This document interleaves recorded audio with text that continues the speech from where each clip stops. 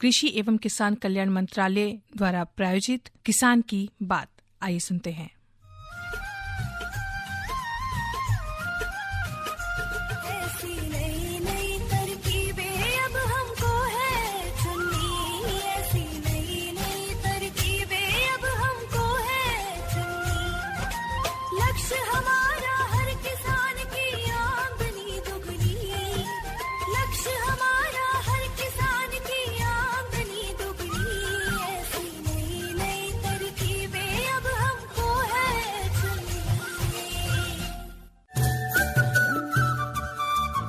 इस कार्यक्रम के प्रायोजक है कृषि एवं किसान कल्याण मंत्रालय, भारत सरकार।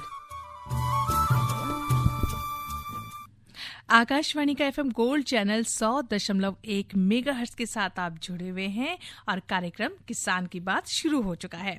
क्यों पीछे मुड़कर देखें अब धूल भरी पगडंडी को, आओ बोएं खुशहाली के बीज इस नए साल की राहों में। जी हाँ, बहुत बहुत स्वागत है आप सभी का कार्यक्रम किसान की बात में। मैं आपके साथ हूँ आपका दोस्त अश्वनी और साथ मैं हूँ आपके आरती। बिल्कुल किसान मित्रों, वो खुद पीछे रह के देश को आगे बढ़ाता है। वो किसान है साहब, हर मौसम के मिजाज को आजमाता है। और आरती, एक और लाइन है कि देखिए, जैसे अनाज के बिना देश भूखा है, वैसे ही किसान के बिना देश अधूरा है। तो हाँ, जितने भी हमारे किसान मित्र हैं, खेती खलिहानी से जुड़े हैं, उन सभी को हम नमन करते हैं और नए वर्ष कि आप सभी को ढेरों शुभकामनाएं देते हैं। जी हाँ, बिल्कुल। देखिए, नया साल और नए साल का कहें, आज हमारा किसान की बात का पहला कार्यक्रम आपका साथ, इसने इतना लंबा सफर हमारा तय कर दिया है कार्यक्रम किसान की बात के साथ। आपने और हमने मिलकर साथ में ही किया है। तो नए साल में एक और नई शुरुआत करते हैं। जी हाँ, नई शुरुआत कार्यक्रम में और भी कई चीजें लेकर आएंगे और साथ ही साथ हम पूरी कोशिश करेंगे कि अब तक जो जानकारियां, जो सूचनाएं आप तक पहुंचाते आए हैं, उसका तो आप लाभ उठाते रहें।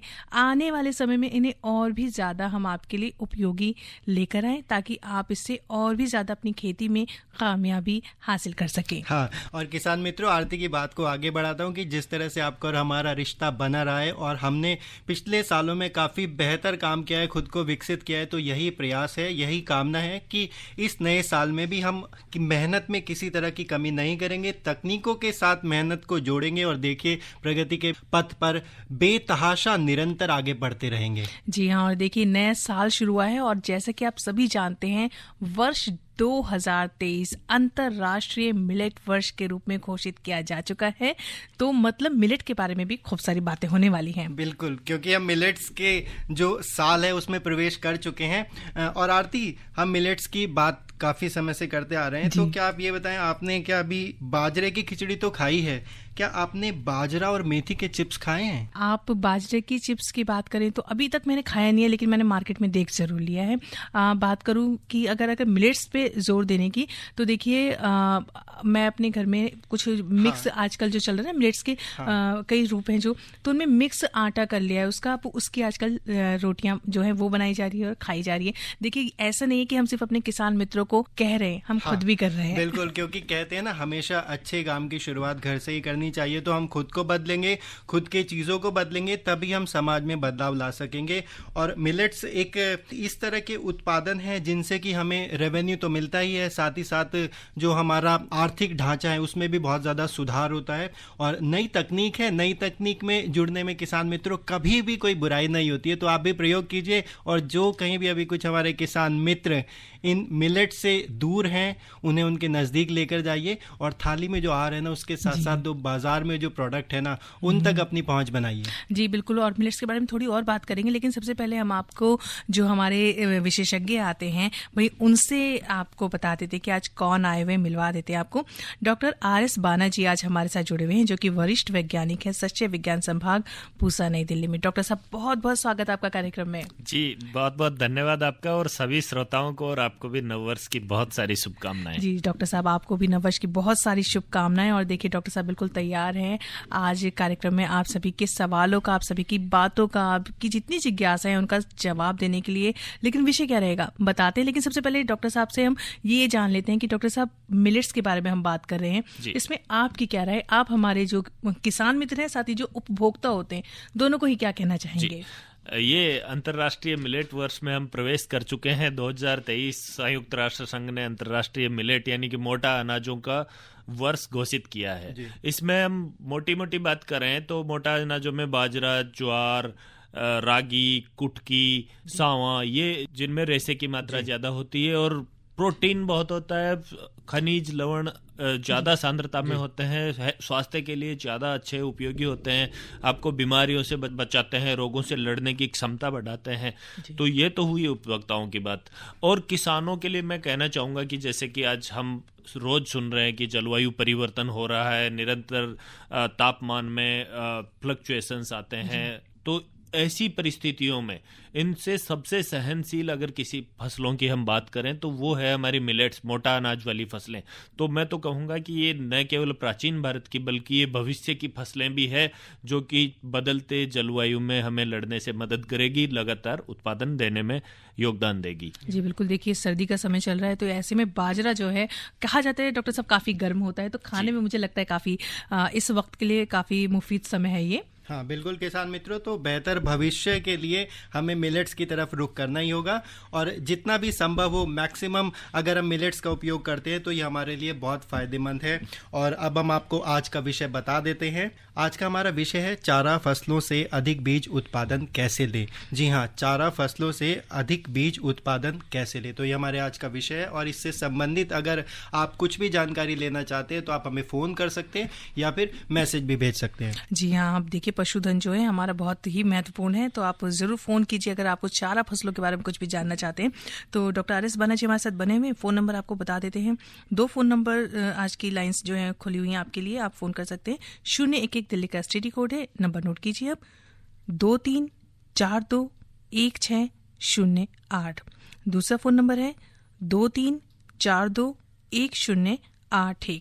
आप व्हाट्सएप हमें कर सकते हैं 9868868753। जी हाँ, मैं दोहरा देता हूँ 9868868753। तो इस नंबर को आप सेव कर लें और जो भी कुछ आज के विषय से संबंधित आप पूछना चाहते हैं तो आप इस नंबर पर हमें मैसेज कर सकते हैं और अपना और जगह का नाम लिखना ना भूलें। चलिए डॉक्टर साहब, जब तक हमारे कॉलर्स जुड़ते हैं हम आपसे जानना चाहेंगे कि चारा फसलों की जब बात करते हैं और चारा फसलों से बीज उत्पादन की जब हम बात करते हैं तो इसका महत्व अगर हम देखें तो एक व्यापक रूप में आप क्या बताएंगे, क्या क्या इसका महत्व होता है? जी, चारा फसलों में अमूमन देखा गया है कि किसान भाई अपने घर में जो बीज रखा हुआ है उसको ही उपयोग में लेके और चारे के लिए फसल का उत्पादन ले लेते हैं, जो कि एक गलत प्रथा है। इसको रोक देना चाहिए क्योंकि जो चारे वाली फसलें होती है उनका दाना वाले फसलों से अलग प्रकार की प्रकृति होती है। उन्हें हमें शीघ्र बढ़वार वाली और कम रेशे की, ज्यादा उसमें पोषक तत्व हो, पशुओं के लिए सुपाच्य हो, उस तरह के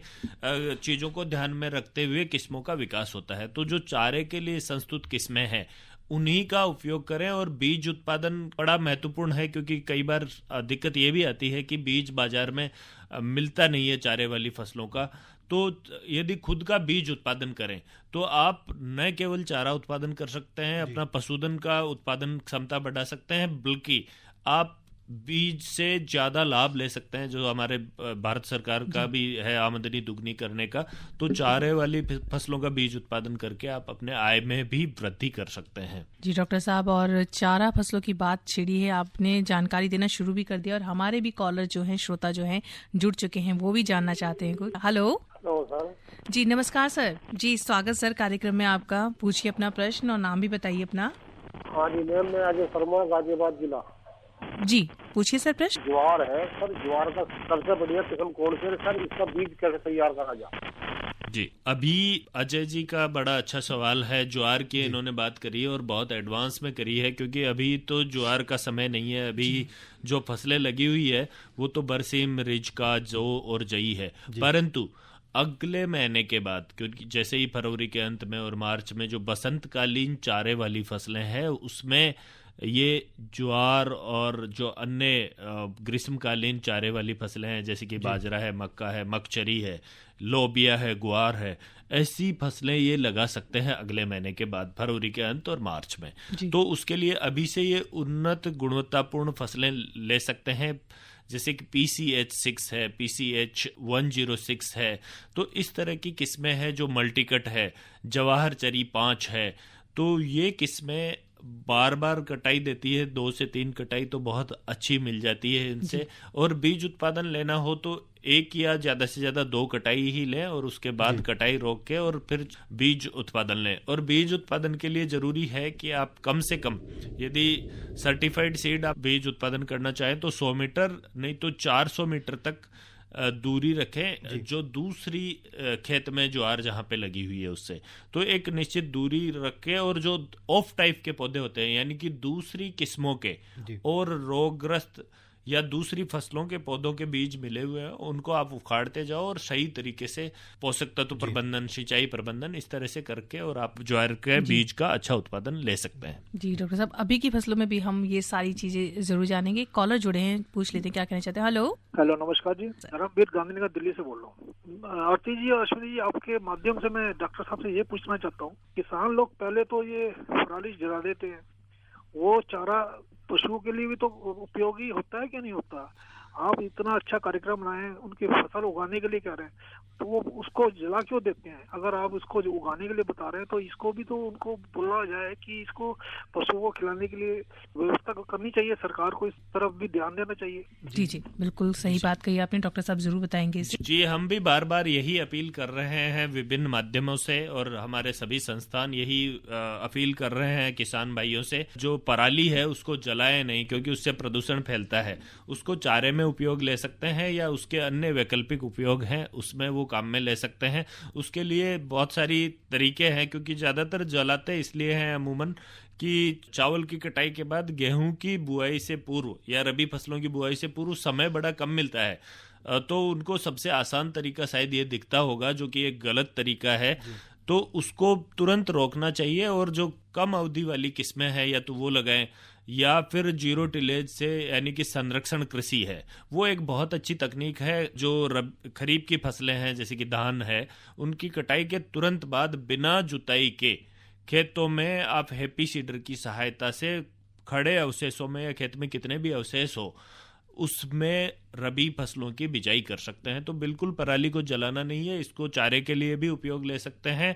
और जो नवीन तकनीकियां हैं, संरक्षण कृषि है, शून्य जुताई विधि है, इनका उपयोग करते हुए आप जो फसल है उसको भी समय पर ले सकते हैं। बिल्कुल, डॉक्टर साहब ने इतनी तकनीक बताई है, वो तो है ही, साथ ही साथ कई जगह ऐसी भी अश्विनी जहाँ पे अगर पराली जलाई जाती है तो उसके लिए जुर्माना है काफी बड़ा। और आरती और डॉक्टर साहब, हम अपने किसान मित्रों को ये भी कहना चाहेंगे कि देखिए, बहुत सारे हमारे ऐसे किसान मित्र हैं जो कि जागरूक हो गए हैं, और जब ये पराली का जो सीजन आता है तो सरकार, केंद्र सरकार और राज्य सरकार प्रयास करती है कि इसको रोका जाए, किस तरह से पराली प्रबंधन है वो ठीक से किया जाए। तो अधिकतर क्षेत्रों में तो हमारे जो किसान मित्र हैं वो समझ गए हैं, जागरूक हो गए हैं, लेकिन अगर कहीं जागरूकता की कमी है तो जिस तरह से गांधीनगर से हमारे श्रोता हैं, तो इनका भी दायित्व बनता है, हमारा भी दायित्व बनता है कि हम ग्राउंड पर जाएं, और जो भी हमारे किसान मित्र इस तरह से जल्दबाजी करते हैं या थोड़ा सा लापरवाही कह सकते हैं, तो वो अगर करते हैं तो उनको समझाएं, क्योंकि देखिए अंततः ये गलत तो है ही, इससे प्रदूषण भी होता है और बाकी जो चीज़ें वो भी हानिकारक जो चीज़ें होती है वो भी हमारी भूमि में जाती है, वातावरण को भी प्रदूषित करती है। तो बदलाव तो है, संयम रखिए और एक दूसरे का साथ बनाए रखिए, तो एक दिन ऐसा आएगा जब ये प्रबंधन पूरी तरह से हम लोग सीख चुके होंगे। जी बिल्कुल, हर एक व्यक्ति का इसमें सहयोग बहुत जरूरी है। हाँ। और चलिए एक और कॉलर जुड़े हैं, जान लेते हैं क्या वो पूछना चाहते हैं। हेलो जी, नमस्कार। नमस्कार सर, मैं लखनऊ से राजा बात कर रहा हूँ। जी राजा जी, नियमित श्रोता हमारे, स्वागत कार्यक्रम में। आरती जी, सबसे पहले आपको और सभी किसान भाइयों को नए वर्ष की बहुत बहुत शुभकामनाएं। जी सर, आपको भी। जी, और जैसा कि आज का बड़ा अच्छा टॉपिक रखा है कि चारा के जिस विषय में ये हम जानना चाहते हैं, जैसे बाजरा या जो मोटे अनाज की फसलें होती हैं उसमें अगर ये चारा वाला मतलब उपाय किया जाए तो ये क्या मुमकिन है? वो तो मोटे अनाज वाली फसलें बिल्कुल चारे के लिए उपयोग होती है। यदि आप दाना ले लिया उसमें, उसके बाद भी जो सूखा चारा है उसके रूप में भी उपयोग होती है, या हरे चारे के रूप में भी मोटे अनाज जितने भी है, भले बाजरा हो, रागी हो, या जो अन्य मोटे अनाज वाली फसलें हैं, उनका जो चारा है वो हरे चारे के लिए उनकी किस्में आती है। बाजरा आप ले सकते हैं, ज्वार ले सकते हैं, तो ये जितनी भी मोटा अनाज वाली है उनकी चारे वाली किस्में भी है, दाने वाली किस्में भी है, तो और कुछ बहुउद्देशीय किस्में भी है, जैसे एवी के भी 2 है, एवी के भी 19 है। ये बाजरा की मोटे अनाज की ऐसी किस्में हैं जिनकी एक कटाई करके और उसके बाद पुनः इनकी वृद्धि होती है, उसको दाने के लिए भी उपयोग में ले सकते हैं। तो न केवल हम मोटे अनाजों की मिलेट्स का उत्पादन क्षमता बढ़ा सकते हैं, बल्कि मिलेट्स से गुणवत्तापूर्ण चारा भी हमारे पशुधन को हम हरा चारा उपलब्ध करा सकते हैं। जी, तो बहुत ही महत्वपूर्ण जानकारी डॉक्टर साहब दे रहे हैं और अभी भी देंगे, लेकिन क्यों ना अश्वनी थोड़ा सा कार्यक्रम में एक अलग सा विराम लिया जाए। हाँ, मैं आपका इशारा समझ गया हूँ आरती। देखिए, क्योंकि आज साल का पहला कार्यक्रम है हमारा और हम चाहेंगे कि इसमें हर तरह के रंग भरें और जितने भी हमारे किसान मित्र जानकारी तो लेते ही हैं, साथ ही साथ अगर थोड़ा सा मनोरंजन भी हो जाए तो क्या बात। जी बिल्कुल सही इशारा समझे आप। और चलिए, हम सभी जितने भी सुनने वाले हमारे सभी श्रोताओं को आप तक पहुंचा रहे हैं खूबसूरत सा राजस्थानी लोकगीत।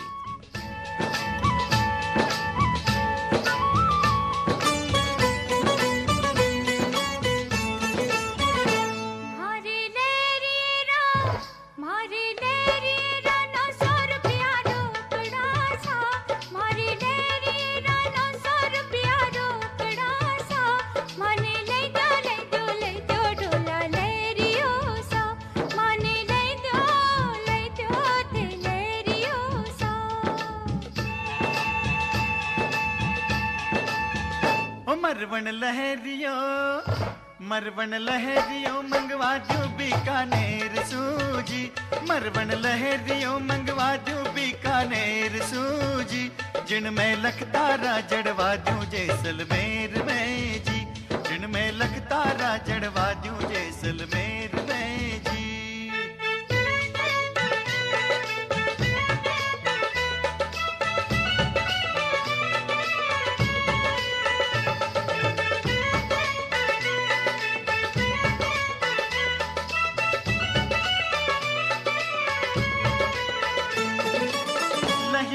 लहरा खाता गोरी थारा अंग है, लहरीला सोनेरी धोरा जेड़ो थारो रंग है, लहरिए सा लहरा खाता गोरी थारा अंग है, लहरीला सोनेरी धोरा जेड़ो थारो रंग है। सुबरन काया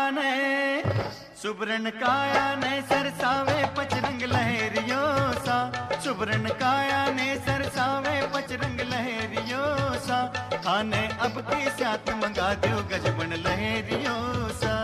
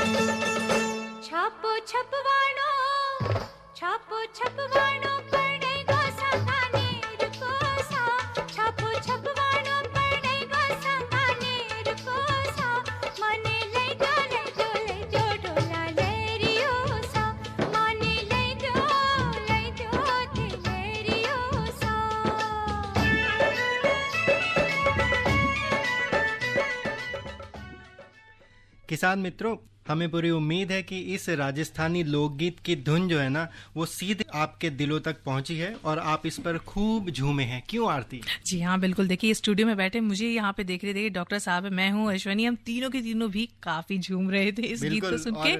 जी, और डॉक्टर साहब तो साथ साथ गुनगुना भी रहे थे और हमें समझा भी रहे थे। बिल्कुल। और देखिए, यही हमारी मतलब देश की खूबसूरती है, परंपरा है कि हर थोड़े से जो रीजन है उसमें पहुंचने के बाद में अलग अलग वहाँ की जो संस्कृति है, लोक धुनें हैं, वो हमें इस तरह प्रभावित करती कि हमारा दिल करता हम वहीं ठहर जाएं। जी हाँ, चलिए वापस से लौट आते हैं किसान की बात के जो आज का विषय है, कैसे ले चारा फसलों से अधिक बीज उत्पादन। फोन कॉल्स आपकी लगातार आ रही हैं, लेकिन फिर भी जो नए श्रोता हैं उनको एक नंबर एक बार फिर से बता देते हैं। 01 दिल्ली का STD कोड है और नंबर आप डायल कर सकते हैं 23421608। इस पे फोन करें आप और सीधे जुड़े।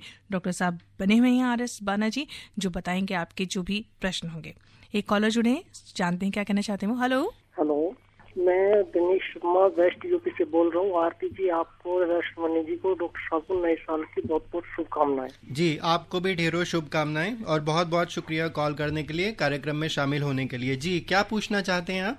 मैं डॉक्टर साहब से एक सवाल पूछना चाहता हूँ जो कि वैसे आज के विषय से थोड़ा हटके है। जी डॉक्टर साहब, मैं 60 साल का हूँ। अब से पहले लगभग 20-25 वर्ष पहले हमारे यहाँ मोटे अनाज की खेती खूब हुआ करती थी, हम भी बोते थे जी। जैसे ज्वार है, बाजरा है, मक्का है, सन है, कंगनी है, उड़द है, ये सब चीज बोती थी। लेकिन अब आवारा पशु इतना है कि ये खेती ना होकर के किसान लोग गन्ने की खेती पे ज्यादा निर्भर हो गए हैं। तो मैं आपके माध्यम से ये कहना चाहता हूँ डॉक्टर साहब कि आवारा पशु ये, क्योंकि लोग बाग ये गाय छोड़ देते हैं, जंगलों में घूमती फिरती हैं, फसलें खाती हैं, लोग बाग इन्हें पकड़ के गौशाला में बंद करवा देते हैं और फिर गौशाला वाले उन्हें रात को फिर छोड़ देते हैं। तो ये जो मोटा अनाज कैसे पैदा होगा जब ये?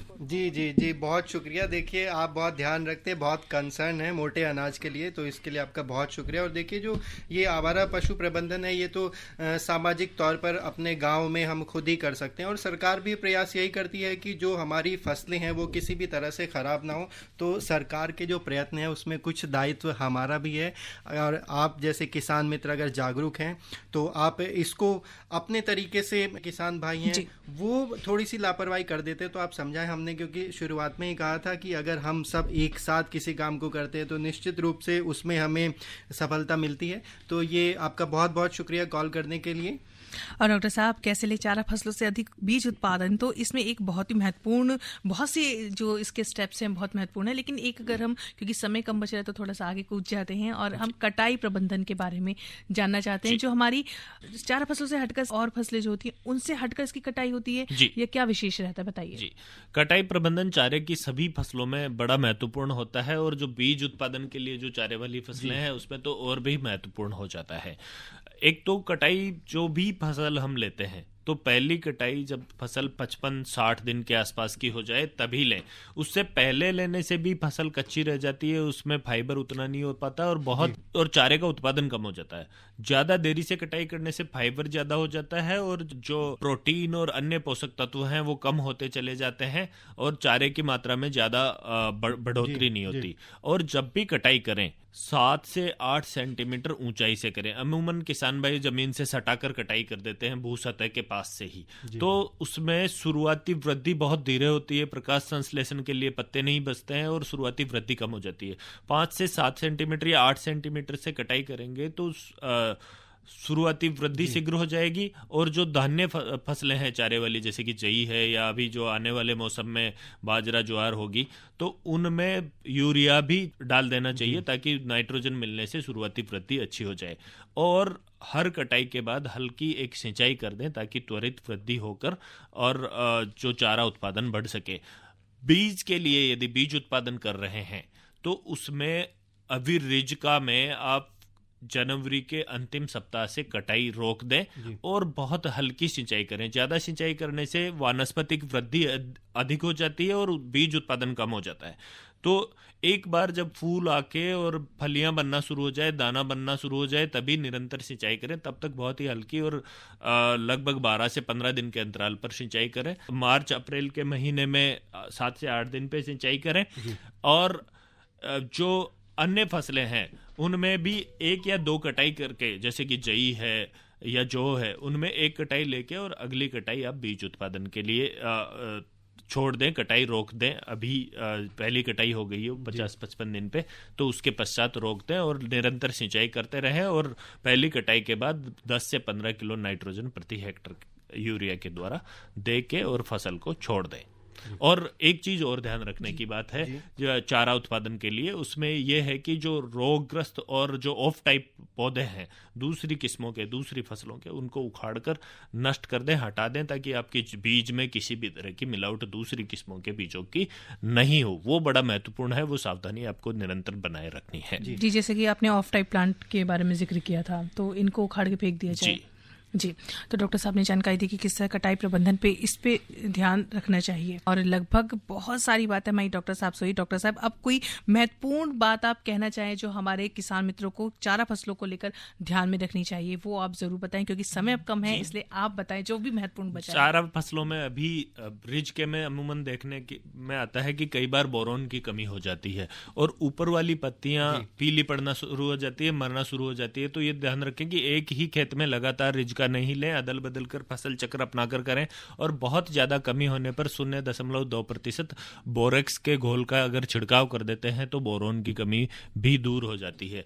एक सर्दियों के मौसम में चारा फसलों में बार बार अगर सिंचाई करते हैं तो तना गलन रोग का प्रकोप हो जाता है, तो निरंतर सिंचाई न करें, आवश्यकता अनुसार ही सिंचाई करें, एक अंतराल के पश्चात ही आप सिंचाई करें, और इस तरह से ध्यान रखेंगे तो आपकी फसल रोग मुक्त होगी। जी डॉक्टर साहब ने बहुत ही महत्वपूर्ण जानकारी दी, और लगभग मुझे लगता है सभी जितने भी हमारे सुनने वाले हैं इसका पूरा फायदा जरूर उठाएंगे। बिल्कुल। तो किसान मित्रों, आज आपने चारा फसलों से अधिक बीज उत्पादन कैसे ले, इस बारे में जानकारी ली, और आपके सवालों का जवाब देने के लिए हमारे स्टूडियो में मौजूद थे डॉक्टर RS बाना। तो आपका भी हमारे स्टूडियो में मौजूद रहने के लिए बहुत बहुत शुक्रिया डॉक्टर साहब। और फिलहाल आज के कार्यक्रम से मैं आरती और मैं अश्विनी आपसे विदा लेते हैं। नमस्कार। इस कार्यक्रम के प्रायोजक थे कृषि एवं किसान कल्याण मंत्रालय, भारत सरकार।